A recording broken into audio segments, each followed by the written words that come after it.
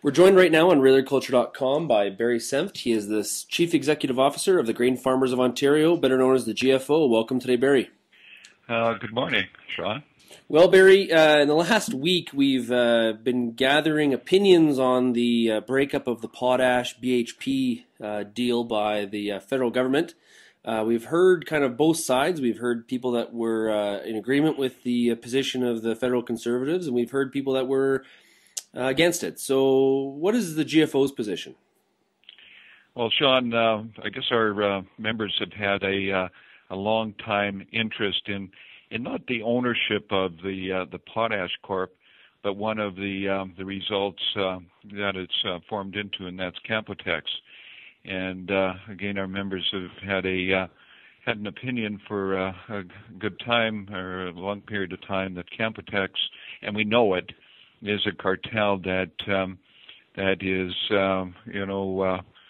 arranging for prices that are supposed to be for the export market, but being in the global world we're in, those export prices trickle back into a higher cost of production for our members. So, apart from who owns the Potash Corp, the issue is the respective parties' opinion on Canpotex and BHP when they were first coming into this discussion and negotiation, said that they would not be part of the cartel, and that I think is really what is at issue. And the loss of revenue that the Saskatchewan government talks about is really the premiums, the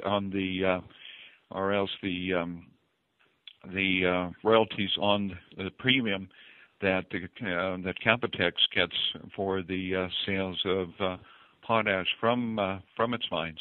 There were some people though that were fearful if this if this deal had gone through, that the price of potash, even though they were getting out of the pricing cartel, that the price was going to be even higher, was kind of the fear.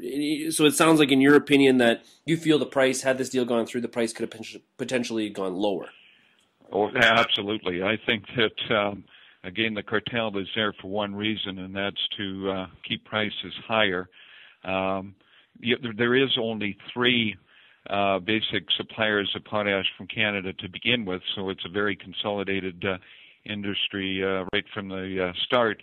And I think the bigger threat, and the threat I think to Saskatchewan and Premier Wall, was that they'd be collecting royalties on a lower price, and I think that's what it is about.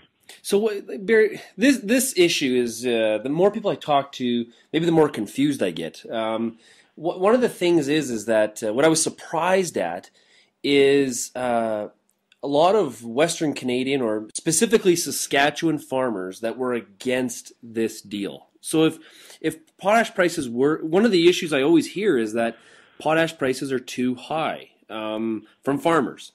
So yeah. Where is the confusion here that so many farmers in Saskatchewan were against this deal? Because potash isn't a cost within their cost of production, Sean. Potash is in the soil as a natural in a natural state, and as a farmer in Saskatchewan, I had never put down potash as farmers in Ontario have. So this isn't a cost issue for Saskatchewan farmers, where it is for Ontario farmers, where we need to have that as one of the nutrients to go into the soil. So for the farmers in Ontario, how much is potash a part of their cost of production? Like, do you have any idea?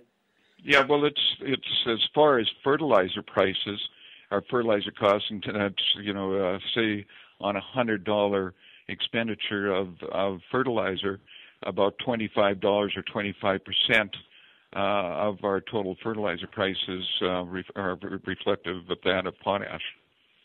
So it's a significant number.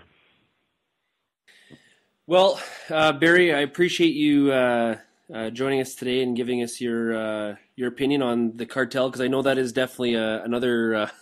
There seems to be no shortage of controversial topics or issues that are tied to this issue. So I really appreciate you joining us today, and we'll talk to you again soon. Well, thank you, Sean, and thank you for your interest in this. Thanks.